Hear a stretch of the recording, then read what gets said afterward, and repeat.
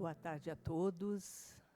Sejam todos bem-vindos à nossa casa querida, à nossa casa amorosa. Boa tarde a todos que nos acompanham pelo Facebook. É uma alegria estarmos aqui, vibrando amor, vibrando paz, e uma alegria estar de volta na casa. A gente sente muita saudade. Viajar, trabalhando em muitas casas espíritas diferentes, é bom porque a gente conhece vários trabalhos diferentes, mas realmente igual a nossa não tem. É muito especial. E começamos dando um aviso que as palestras e cursos não estão sendo transmitidos pelo YouTube, devido ter sido hackeado e para propagandas de... Como que chama aquele Nubis? Aquela moeda, criptomoeda, Enfim. Pois é. E a gente está batendo em cima disso, já descobrimos os meios todos que foram utilizados, mas ainda não conseguimos reverter, porque a pessoa está conseguindo ainda o hacker entrar. Eu queria muito encontrar com ele para dar uma surra de amor, quebrar o pescoço dele só. Mas é um pouquinho só até ele ficar bem roxinho, depois a gente solta. Isso. Entra para a lista de espíritos zombeteiros, tem razão. Então, é isso. Nós temos avisos importantes para dar. E um dos avisos é a respeito da nossa festa junina. Muito bom, muito bom. Vai acontecer no dia 8 de junho, das 16 às 22 horas, aqui na frente do SEJA. Lembrando que a nossa festa junina já é tradicional. E, lógico, cada ano está ficando um pouquinho maior. Muito bom. Uma festa família, uma festa com cunho de benefício ao Instituto Mãos Unidas, ou seja, é uma festa que visa arrecadar fundos para o Instituto Mãos Unidas, que atende a mais de 700 famílias que vivem em situação de risco, situações muito graves. Hoje mesmo tivemos mais uma triste notícia de uma criança de 6 anos sendo abusada pelo irmão de 11. A criança tem 3 anos. 3 anos. E tem muitas deficiências motoras. Enfim, esse é apenas um dos casos.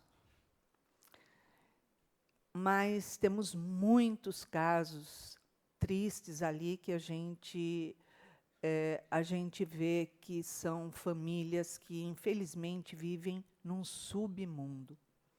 Submundo inimaginável para a gente, porque ver a comunidade pela televisão é uma coisa, é um filme que está passando. Mas você ir fazer a visita e ter a convivência com essas famílias que passam situações muito violentas é outra coisa, é conhecer a dor de perto. Então, o Instituto, que será inaugurado no dia 11 de maio,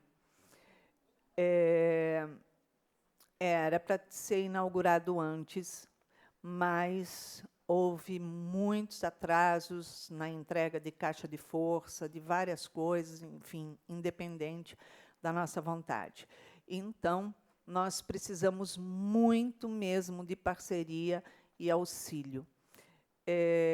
Quando a gente fala parceria e auxílio, é parceria mesmo, apoiadores, porque tem muita coisa ainda para fazer no Instituto. A gente vai inaugurar, porém, com muitas obras ainda para serem feitas ali. Então, nós precisamos, sim, muito de doações.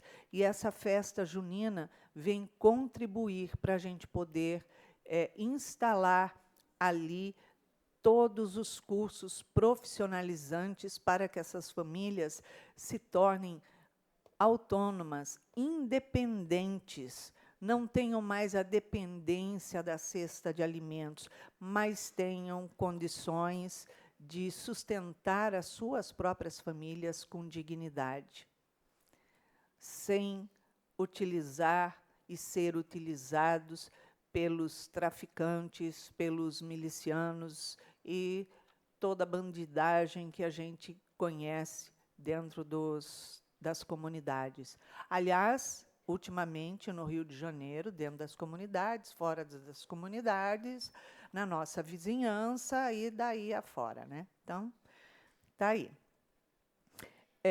Precisamos de pessoas que venham fazer doações, adotar, fazer parceria na nossa festa junina, porque nós teremos brinquedos, tobogã, pula-pula, touro mecânico. Então, tudo isso tem um custo, e alto, né? Precisamos alugar um gerador, precisamos alugar mesas e cadeiras, aluguel das barracas, contratação de som para festas, precisamos de doações de bebidas, refrigerantes em lata, doações de espetinhos, salsichão, e, enfim, um monte de coisas gostosas para a gente comer nessa festa. Então, procure a Tereza no térreo, que ela é a coordenadora da festa junina, e vai passar para você as inúmeras formas que você pode contribuir. Precisamos também de apadrinhamento para os banheiros químicos. Então, está aí o nosso convite. O que mais? E precisamos de doações de alimentos para a cesta básica. Agradecemos todos que fizeram doações, mas já foi entregue e começa a história toda outra vez. Precisamos de doações de alimentos. Então, nós vamos fazer uma prece e passar a palavra a Cristiane. Jesus, querido Mestre amoroso, aqui estamos contigo, Senhor, nesta casa do caminho, porque sabemos, Senhor, que está vivo entre nós. E buscamos em Ti a paz, a compreensão dos Seus ensinamentos, para que possamos interiorizar e transformar a nossa vida com consciência. Pedimos a Ti, a Joana de Ângeles, a Francisco de Assis, que envolvam e inspirem a Cristiane Niero nos estudos que ela preparou para a tarde de hoje. Graças a Deus.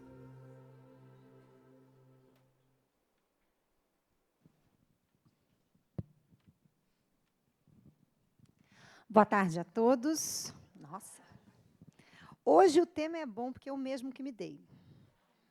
Não deixei assim me dar nenhum daqueles temas, tragédia, coisa perturbada. Mas vamos falar de perturbação, né? Porque que a gente fala aqui nessa casa espírita. Vamos lá, gente. O tema que eu vou falar está no livro Despertar do Espírito, de Joana de Ângeles. E o título do capítulo é As Subpersonalidades, o Problema dos Eus. E aí, hoje isso aqui vai ser maravilhoso. Isso aqui vai ser um tratado de psicologia. Hoje você vai sair daqui entendendo o porquê que moram várias personalidades dentro de você. Sabe quando você acorda de manhã, você pergunta, quem que vai hoje habitar esse corpo? É isso. E a gente vai entender como é que isso funciona e quando é que aquelas personalidades nossas indesejadas habitam o nosso corpo. Porque esse é o dia que o Satanás está colado em você, não é não? É o dia que você fala assim, meu Deus, acho que eu estou obsediado. A gente vai descobrir que, coitado do obsessor, tem muito a ver com isso, não. Na hora que você está desse jeito, ele até dá um passinho para trás, fala, nem preciso fazer nada. Já se mata sozinha. Entendeu? Então, vamos lá. Então, para a gente poder começar, né, a gente vai trazer aqui o que Joana começa falando. Né? E para que serve esse tema que eu escolhi para a gente falar hoje, nessa tarde? Para a gente entender duas coisas muitíssimo importantes. A primeira é a justiça da reencarnação, ou seja, por que eu reencarno, para que eu reencarno, o que eu estou fazendo, eu, alecrim dourado do campo, nesta vida, neste mundo, neste planeta, com esta família, neste lugar. E depois, o porquê que alguns sofrem, outros não sofrem tanto, por que o que é ruim para alguém não é ruim para outra pessoa, por que um vem rico, outro vem pobre, outro vem sem dente, outro vem com vários dentes, pode até arrancar para dar um para você. Não é verdade? Por que isso acontece desta forma? E como é que nós determinamos os desafios que vão nos acontecer na vida? Tudo isso a gente vai abordar hoje. Então, presta atenção, toma aí o seu café para você ficar ligado, que hoje aqui, a cada segundo, são 90 informações. Mas fica tranquilo que isso, graças a Deus, vai ficar gravado em algum lugar, entendeu? Você já vai para o YouTube, depois que a gente der um tapa na cara daquele hacker. Quem vai fazer isso? Iraci. Como ela vai fazer? Ela vai sair em espírito. Eu já tinha feito isso há muito tempo. Ó. A habilidade dela, que eu já tinha gastado a minha mediunidade. Eu já tinha saído em espírito, aparecido no quarto daquele Satanás do inferno, e você zoometeira. Derruba um negócio, bafora assim no espelho, solta aqui um bafo na nuca, sussurra no ouvido. Eu tenho uma lista de gente que eu vou fazer, que eu vou ser zombeteira quando eu morrer, com certeza, por pelo menos 3 meses. Já tem uma lista de gente que eu falo, isso aqui, vou passar lá. Enfim. Mas vamos começar. Então, para que a gente possa entender, né, quando a gente nasce, para a gente poder, né, começar, quando a gente nasce, todo mundo nasce num estado de inconsciência. O que é inconsciência? Você não sabe ainda que você é você. Tanto é que, na barriga de sua mamãe, você e mamãe são uma coisa só. Quando você nasce, você ainda mama na sua mãe, logo você e ela são uma coisa só. E até que apareça o outro, que normalmente é feito pela figura do pai, né? Ou de alguma outra pessoa que faça esse papel, a dificuldade da gente se separar do materno, que representa o nosso inconsciente, e isso vai estar ligado também com a dificuldade de sermos um indivíduo na nossa família, porque muitas das vezes, não sei se você já conhece esse tipo de família, mas eu conheço. O avô é médico, aí o filho é médico, aí o sobrinho é médico, aí o outro é médico, aí não acaba nunca mais isso, e eles têm um barrador. Entendeu? Começa assim. Então, ser um indivíduo é alguma coisa que a nossa consciência vai fazer. E, segundo a psicologia, como é que funciona a nossa psique? O psique, para quem não sabe, significa alma em grego. Então, a gente está falando do nosso espírito. Então, quem somos nós, para onde é que a gente vai, o que está acontecendo? Então, vamos lá. Nós somos um espírito ou uma alma que tem como objetivo a consciência, conscientizar as nossas potências, nossas habilidades, né, o que nós somos. Vamos dar um exemplo simples. Os animais, eles não têm essa consciência, mas eles se realizam por inteiro. Como assim? Alguém já viu uma vaca com conflitos? Uma girafa filósofa? Oh, meu Deus, quem sou eu? Não, eles nascem e eles se realizam. A girafa vai fazer coisa de girafa, está na mesma selva que o leão que está comendo a zebra, está olhando e falando, meu Deus, que agressividade, eu vou comer minhas plantas. Mas em nenhum momento ela se questiona. Oh, meu Deus, qual o melhor bicho da selva? O que é o certo, o que é errado? Então, ela realiza as potências dela, porque é a natureza dela. Conheça a verdade vos libertará. Conhecer a verdade é conhecer a sua própria natureza. Quem somos nós? Só que o ser humano, todos nós somos iguais, todos nós temos os mesmos órgãos, exatamente iguais. Então, se todo mundo aqui morrer, abrir o corpo de todo mundo, meu estômago é igual ao seu estômago, é igual ao estômago do fulaninho, não tem diferença, salvos alguns acidentes anatômicos. Tá? E psicologicamente também. Todos nós temos as mesmas habilidades, potências. Todo mundo aqui pode ter sentimentos, emoções, intuições, percepções. Todo mundo tem imaginação, todo mundo tem todas as habilidades que um ser humano pode ter. Qual é o nosso objetivo? O que é evolução em relação ao Espiritismo? O que o Espiritismo traz para a gente, que a gente está fazendo aqui? O que é evoluir? Evoluir não é você ser melhor. Evoluir é você ser integral. O que é isso? É você ser humano, ser o que você é, ser pleno, realizar todas as potências que você tem dentro de você.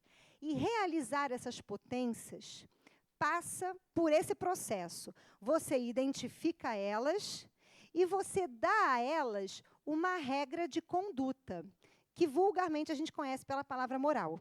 Então, moral não tem a ver com o que é certo, o que é errado, o que é bonzinho, o que é feinho. Não. Tem a ver com uma regra de conduta que eu dou a uma potência minha. E, baseado nisso, o que é uma regra de conduta que gera o bem e o que é uma regra de conduta que gera o mal? Segundo Joana de Ângeles, o bem é tudo aquilo que promove a nossa evolução, a nossa consciência. Então, o bem pode ser uma doença que faz você pensar e evoluir, ou ganhar na Mega Sena, ou dar um tapa na cara do hacker. E o mal é tudo aquilo que leva você à ignorância de si mesmo. Então, o mal, às vezes, pode ser você castrar uma emoção, castrar um instinto, não dar um tapa no hacker. Ou seja, o mal faz você permanecer na ignorância da sua totalidade.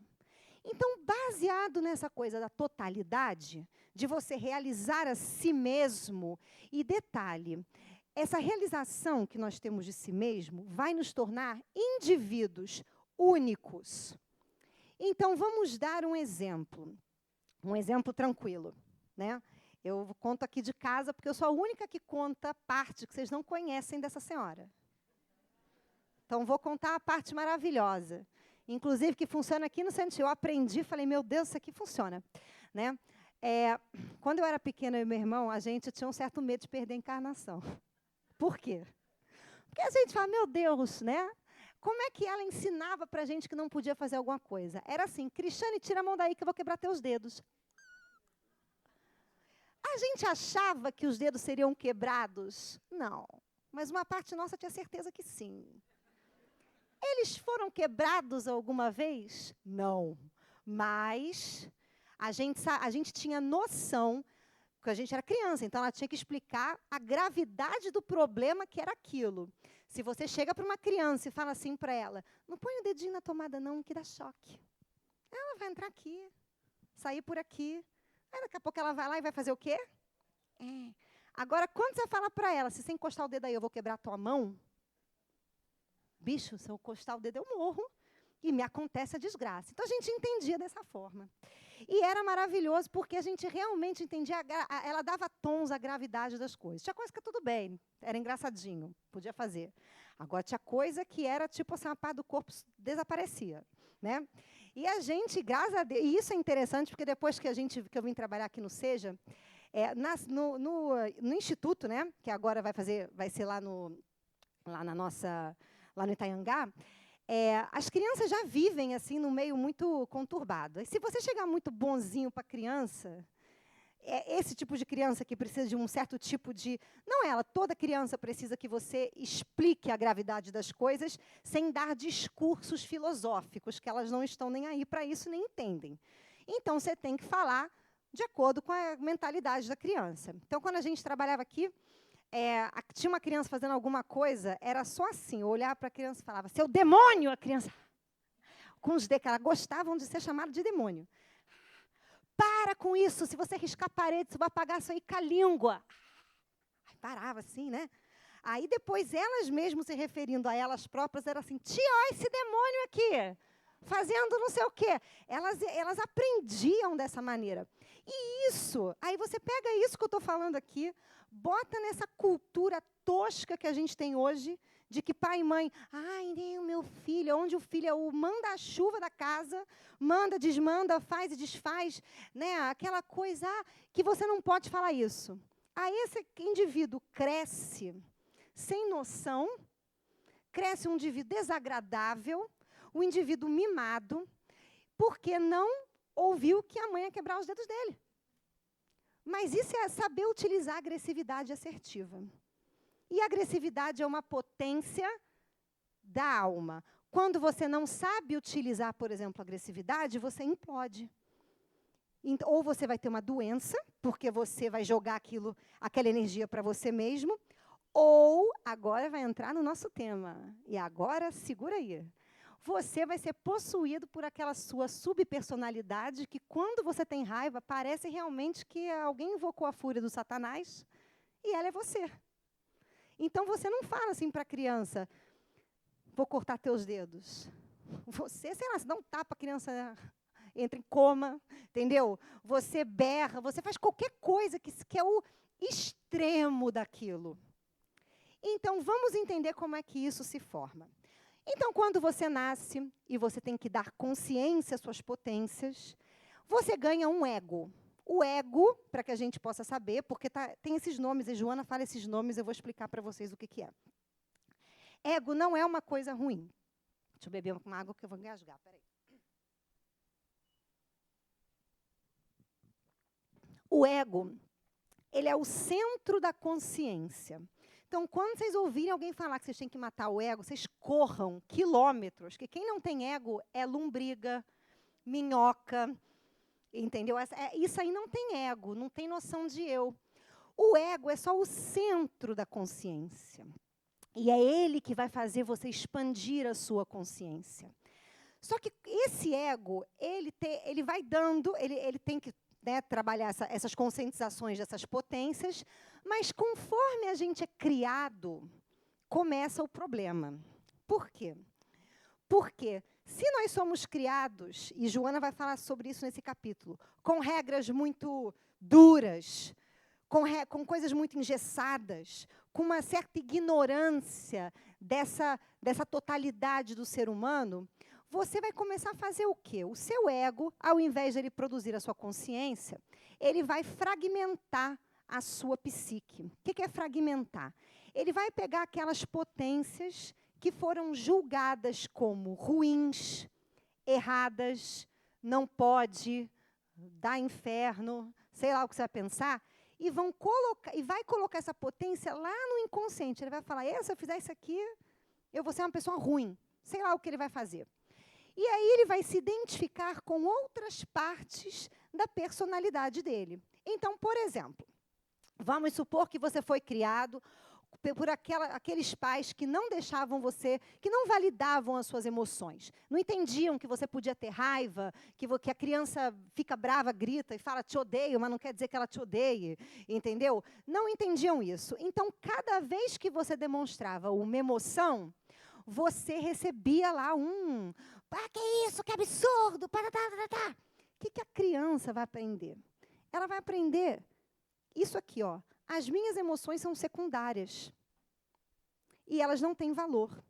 Então, ela vai criar o que a gente chama de persona, que é um papelzinho que ela vai encenar durante a vida inteira e que ela vai usar nos relacionamentos dela, no trabalho dela. Ela vai usar o tempo inteiro.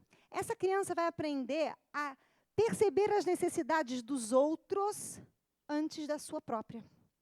Então, ela vai começar a se anular, se autodestruir. Quer ver como é que isso acontece? Acontece assim. Sabe quando você tem que pisar em ovos para falar com alguém? Então, é nesse momento que você está fazendo isso.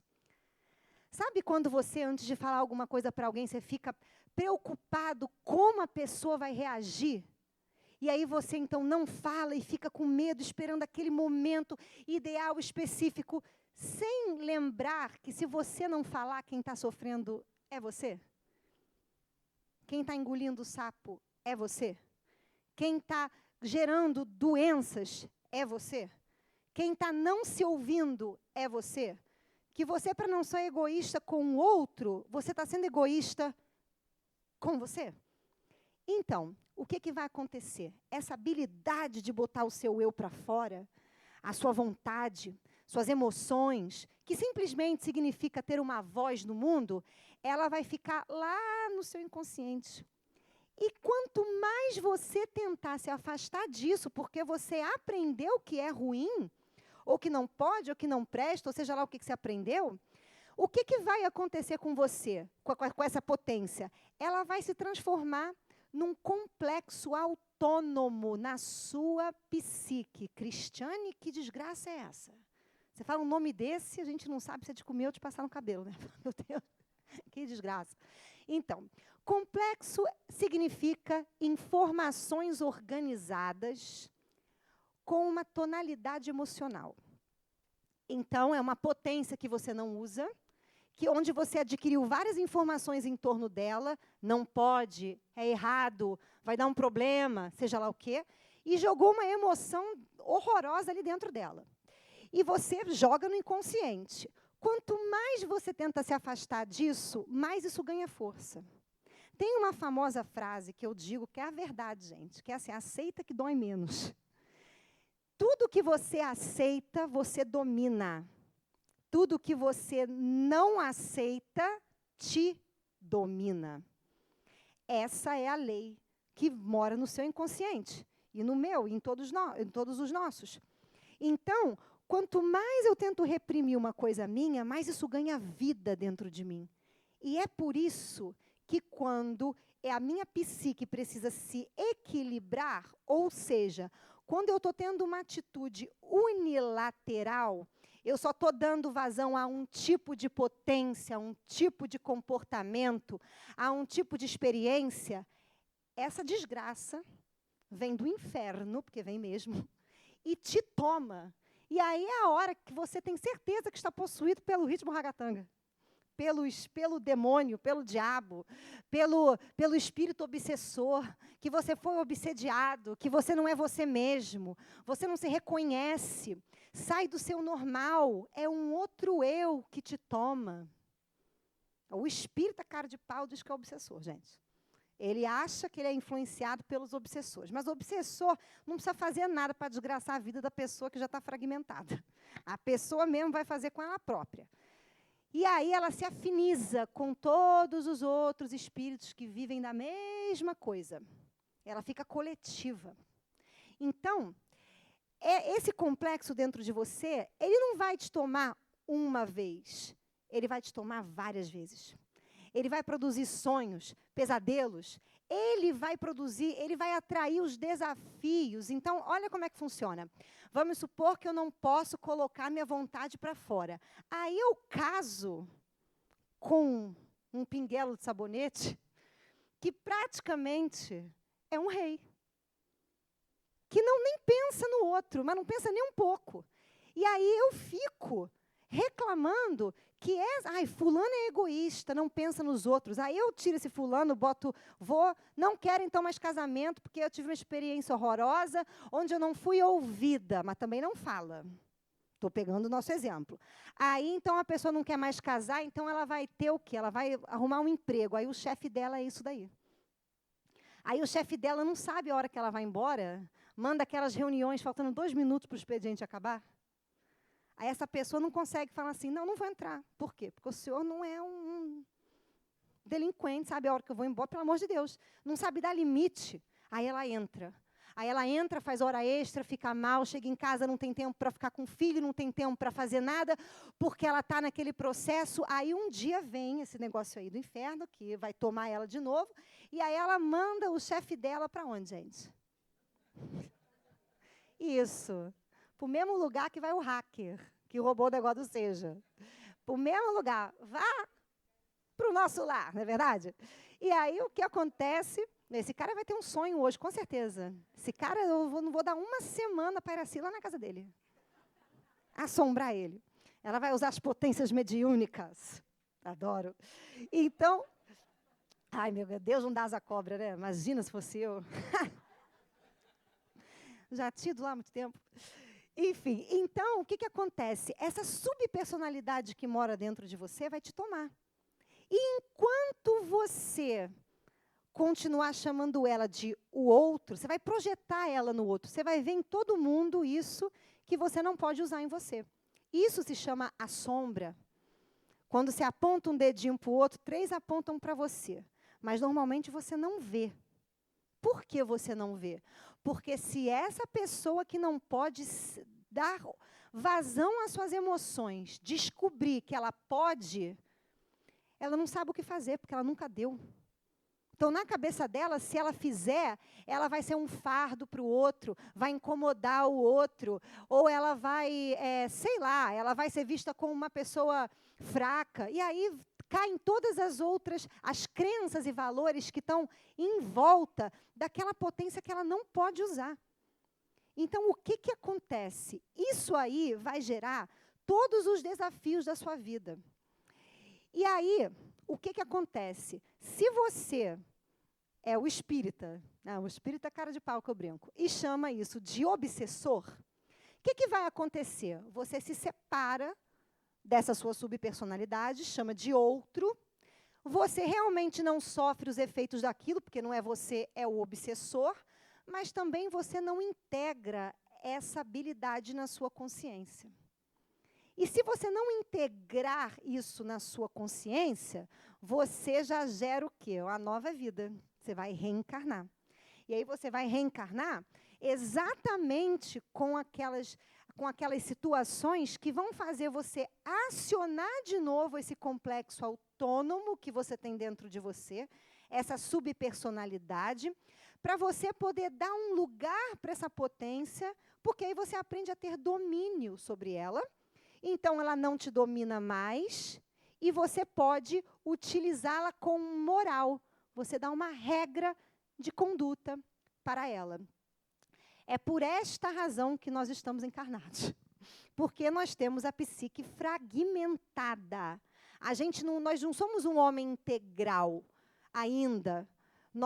A nossa psique ela é projetada. Então, é por isso que é isso que vai ditar os nossos relacionamentos, os nossos desafios. Então, quando a gente fala assim, meu Deus, por que isso me aconteceu?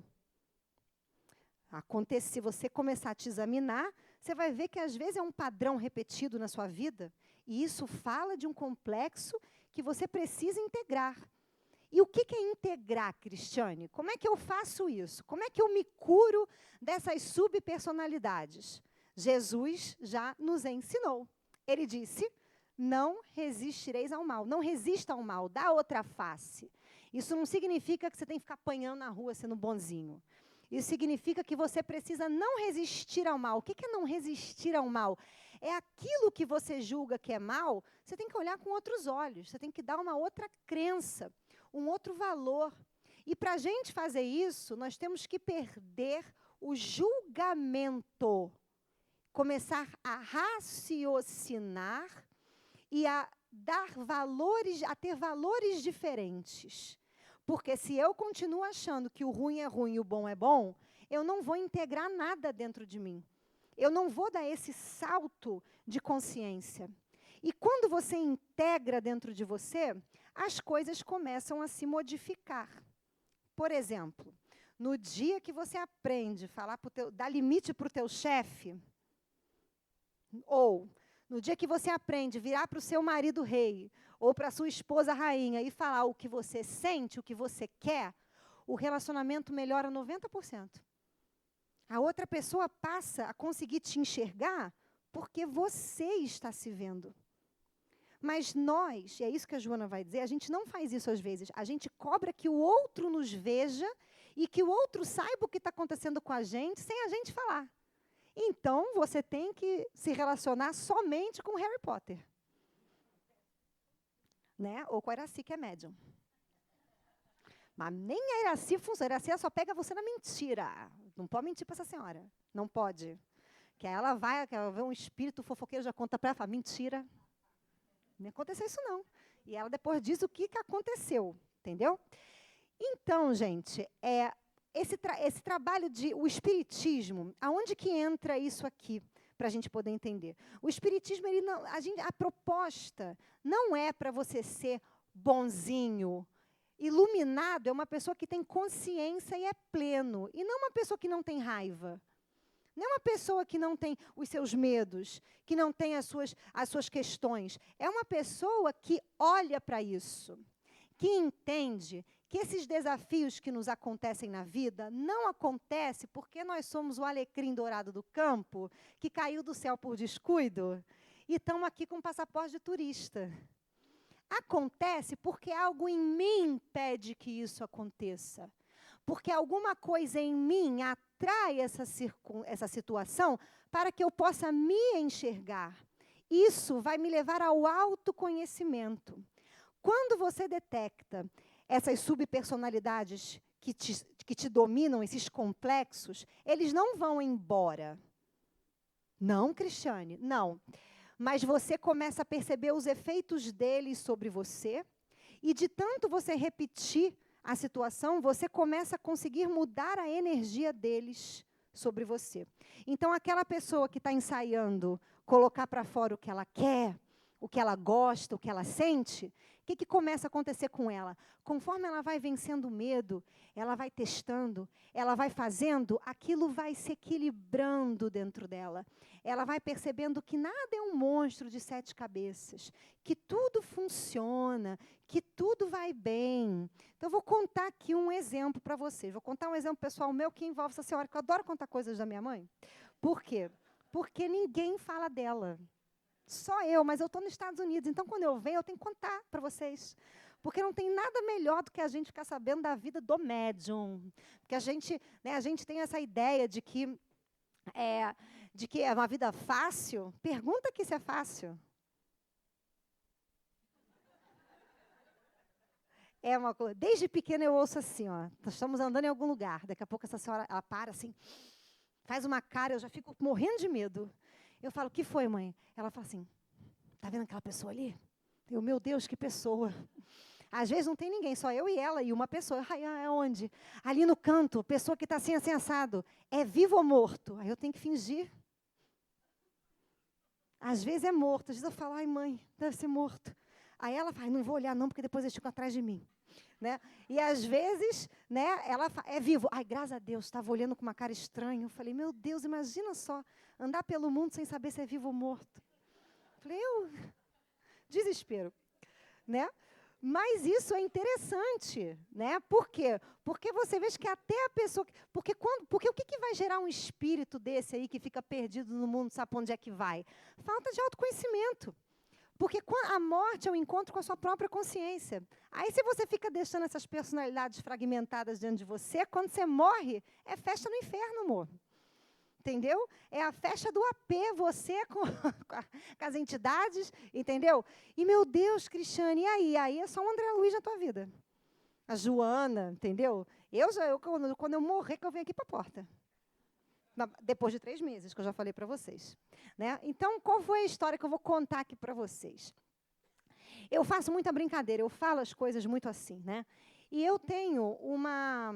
Eu já falei, uma vez eu estava falando com a minha mãe, eu falei assim para ela, eu tenho uma coisa que para mim é muito boa, porque eu não tenho pena de ninguém e eu não tenho pena de mim mesmo. Eu me permito ficar mal assim um dia. Aí eu faço um drama, mas um drama bem feito. Poderia ganhar o Oscar, inclusive.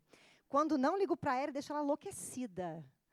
Mas dura um dia. Por quê? Porque se eu me coloco no papel de vítima, eu vou entrando num buraco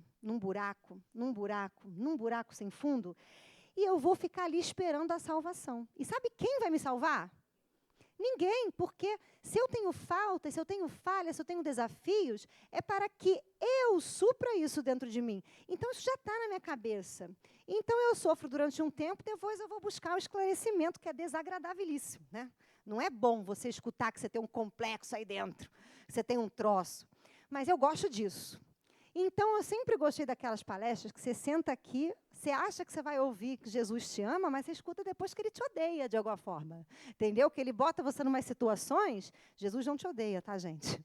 Pelo amor de Deus, não estou dizendo isso.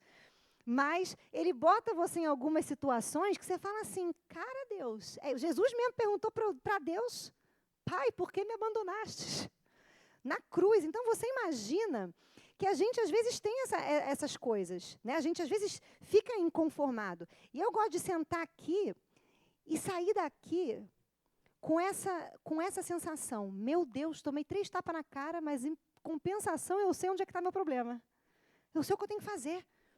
Eu sei o porquê que eu sofro. Eu sei o que está acontecendo. Então, eu não estou mais perdido. Eu já tenho o caminho.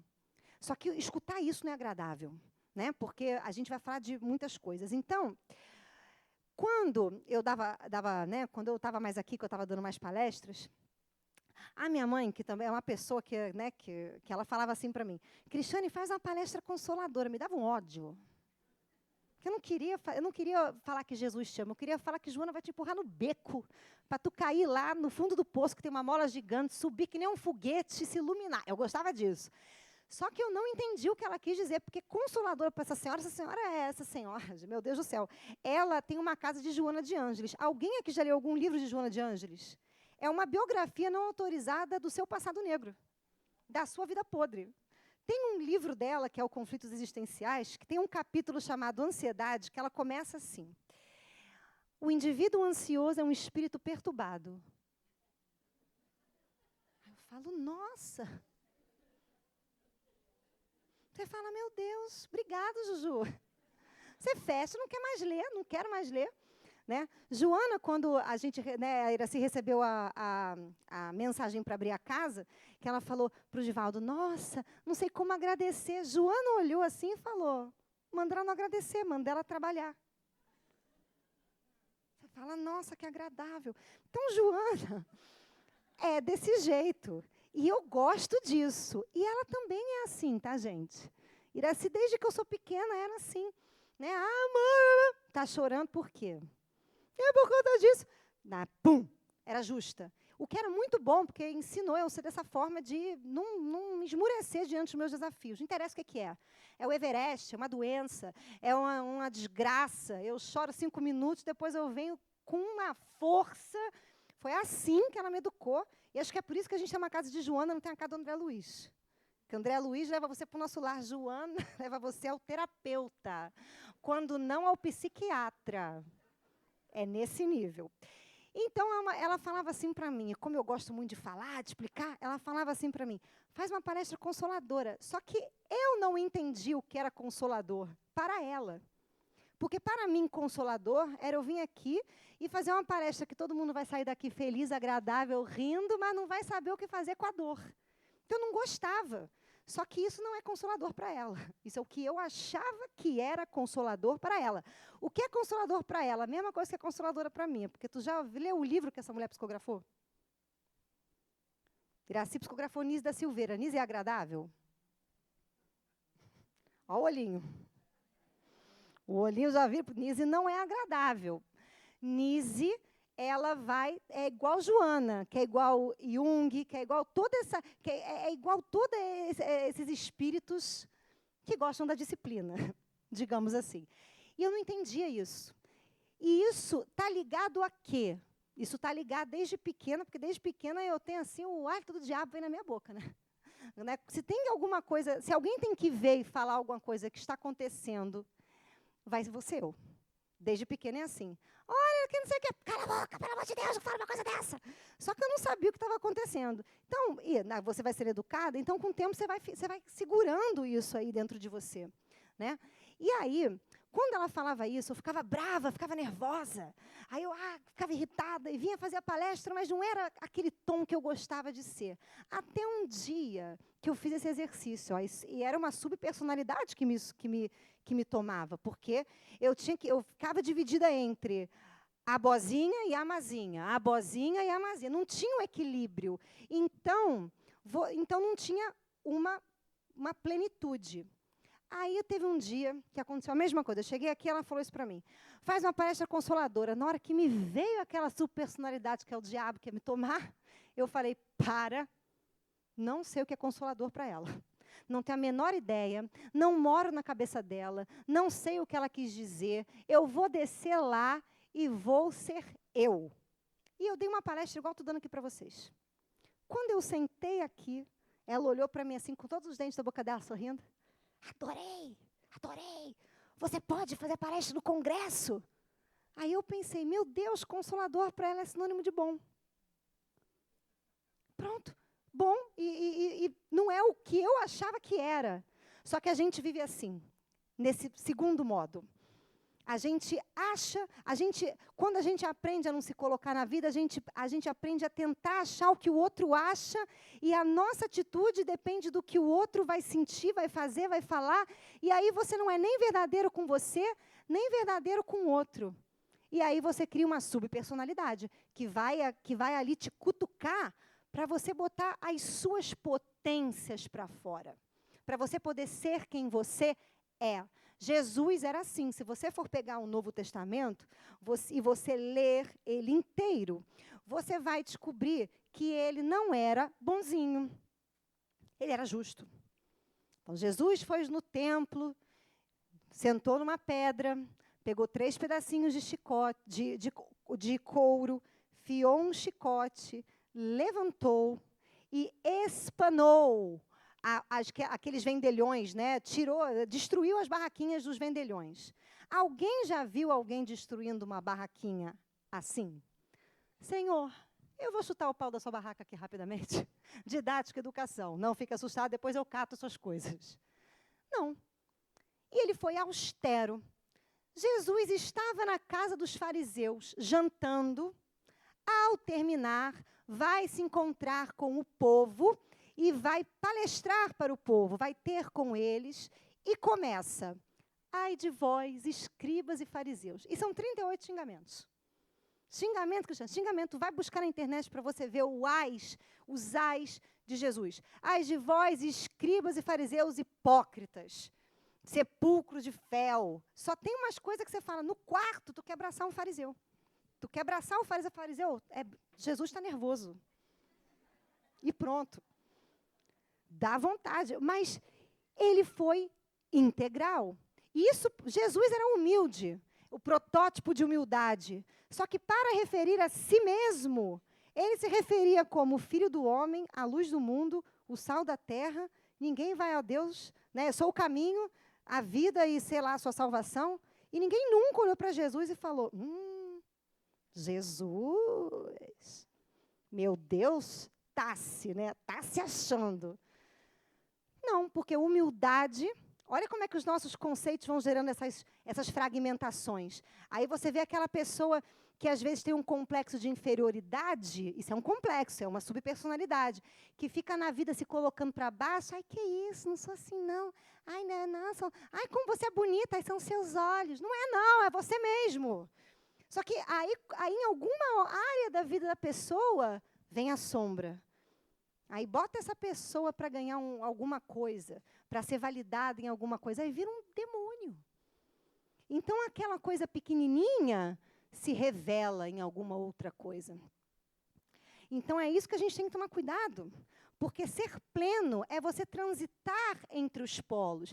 Mas, para isso, aí vem a grande... Por isso que Joana manda a gente fazer terapia.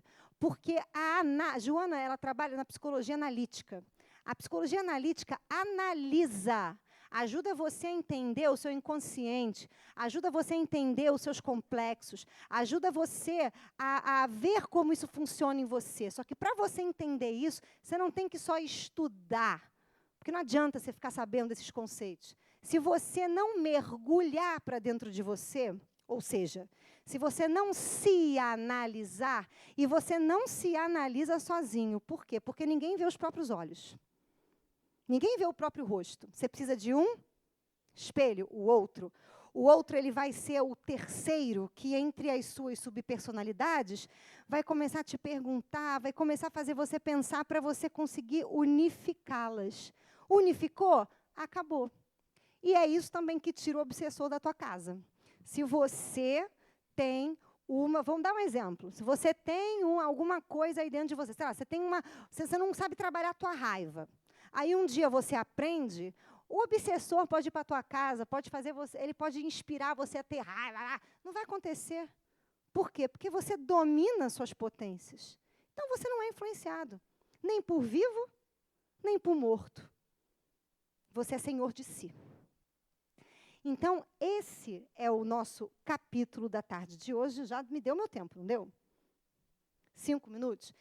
E aí, qual a mensagem que nós deixamos aqui desse capítulo? Primeira coisa que Joana fala para a gente. Antes de você querer ser santo, iluminado, espírito de luz, seja humano. Conheça-te a ti mesmo. Navegue pelas suas potências. Domine as suas emoções, aceitando o que você tem.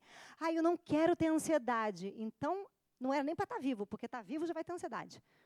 Ansiedade tem um significado.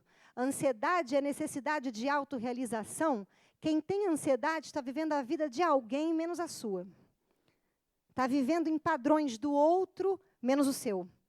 Não toma contato com o seu desejo, não tem um centro, não consegue colocar a si mesmo para fora, dar-se voz. Isso é ansiedade. Então, ao invés de eu me dopar de remédio para não ter ansiedade, eu vou analisar a minha ansiedade. Eu vou ver aonde que eu fico ansioso, aonde que eu fico nervoso, onde que me dá angústia. Você vai conversar com as suas emoções.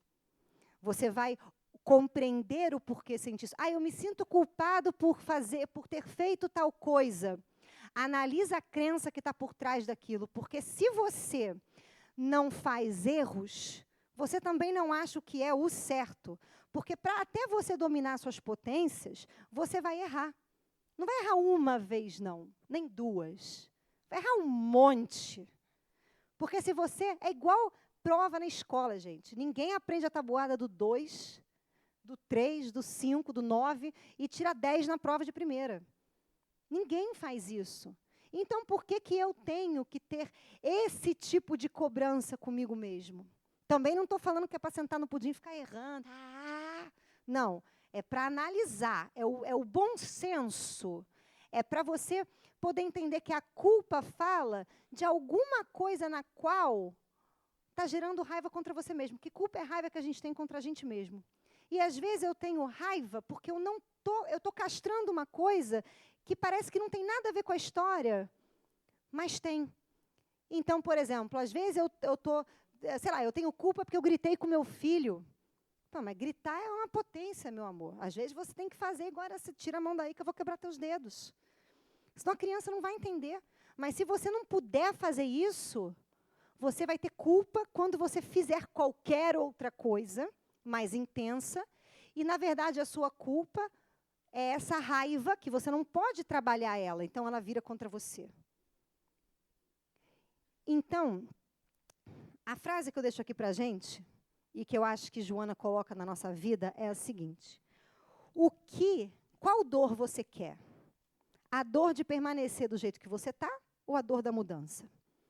Porque quando você for mudar, que você vai abrir suas feridas. Você vai mergulhar lá dentro de você e detectar cada uma delas. Olha, é assim que eu ajo, é assim que eu faço. Não é confortável, mas isso que significa a espiritualidade, a cura. Cura passa por esse processo. Quando você vai ao médico e precisa fazer uma cirurgia, é legal? Não. Quando você vai ao médico e precisa tomar um remédio azedo, é gostosinho? Não. Mas você toma? Tomo. Então é isso.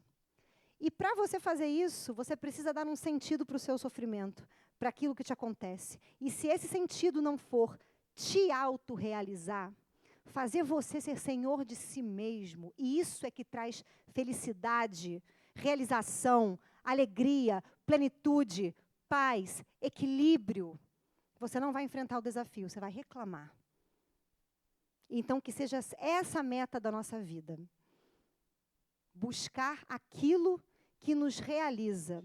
E isso não é difícil, é trabalhoso.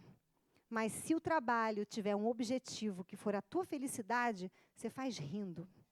Então, pela atenção de vocês nessa tarde, muito obrigada.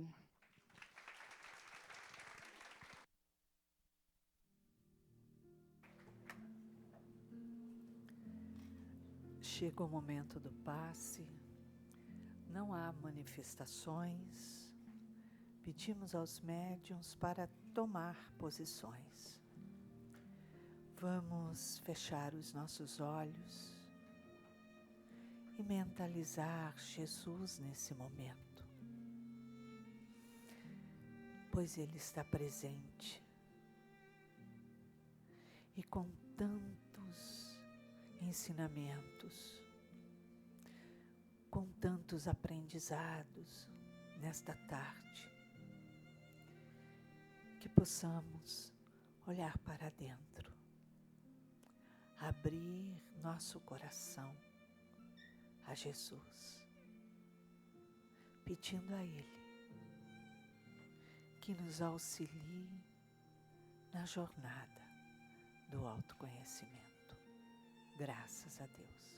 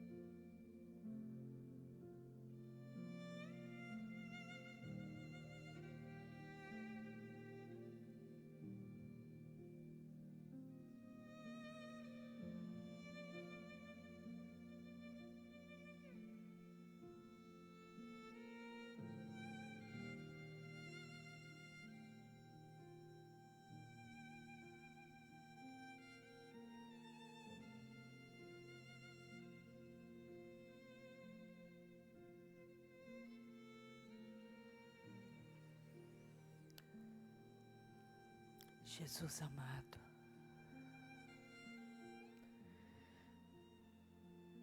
como enfrentamos dias difíceis,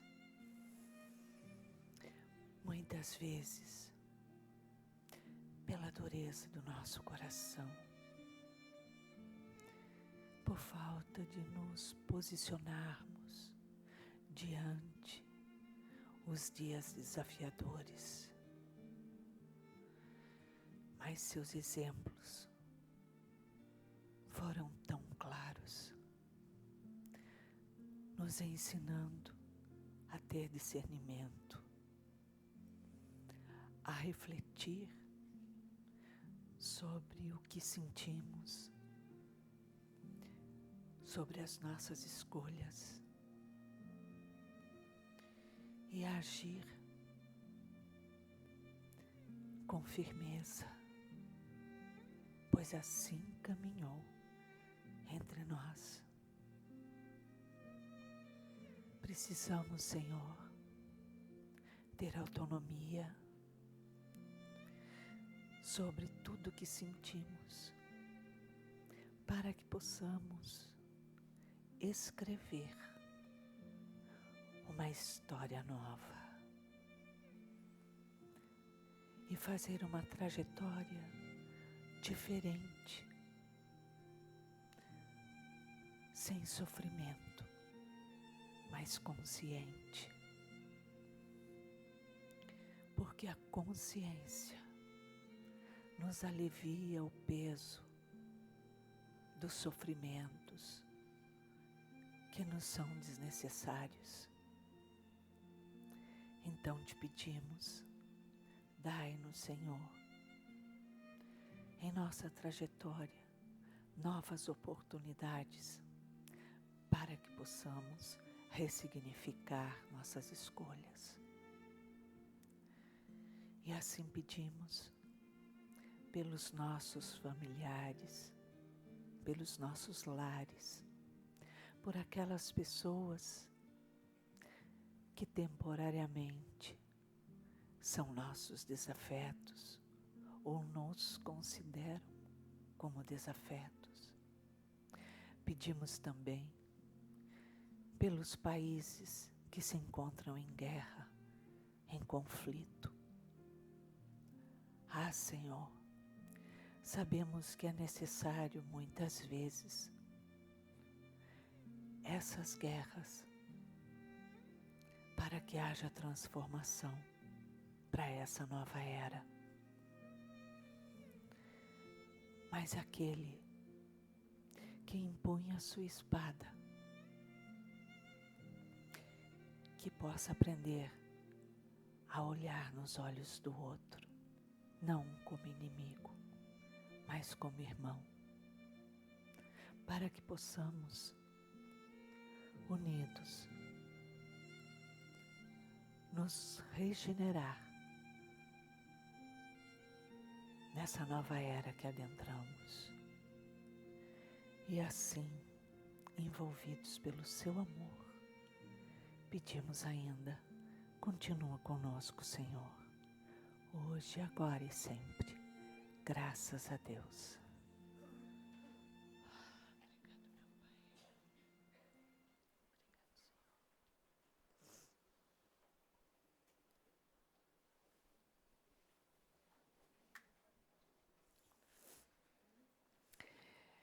Lembrando que a nossa festa junina já tem data, que será no dia 8 de junho, das 16 às 22 horas. Então, apadrinhe os brinquedos, ajude a apadrinhar o gerador que precisamos alugar, as mesas, cadeiras, barracas, todas elas têm valores e realmente é muito necessário essa parceria. Você pode procurar a Tereza no térreo, ela está numa mesinha ali, e você pode ver a melhor forma de contribuir para a realização da nossa festa junina, que é para angariar fundos para o Instituto Mãos Unidas. Conheça um pouco mais sobre o Instituto, também passe ali no estande que tem em frente à livraria. É uma ótima oportunidade para você fazer o bem. Fazer o bem faz bem. E esse bem começa em você. Se você necessita de atendimento fraterno, mantenha-se no auditório. Muita paz a todos e continuemos nos cursos da casa, graças a Deus.